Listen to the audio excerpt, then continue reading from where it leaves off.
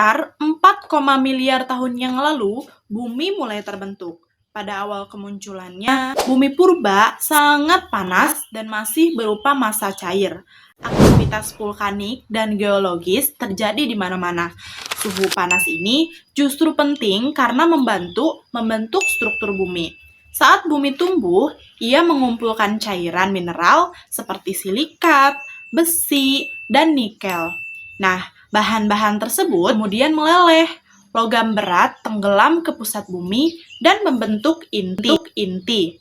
Sementara lelehan silikat naik ke permukaan menjadi kerak mantel.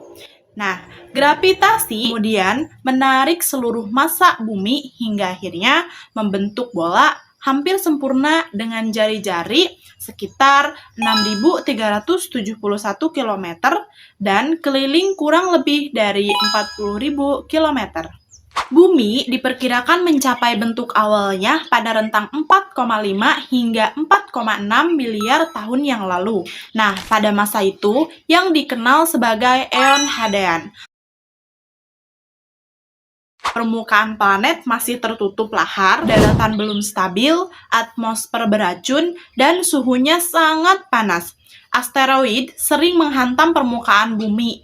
Kondisi bumi tampak seperti neraka, sehingga periode ini disebut Hadean.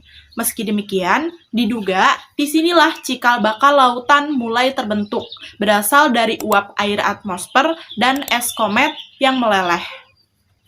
Memasuki Eon Archean, sekitar 4 hingga 2 miliar tahun yang lalu, kerak bumi mulai stabil. Sebagian besar permukaan masih tertutup air, tetapi aktivitas gunung api dan pergerakan lempeng tektonik perlahan menciptakan daratan.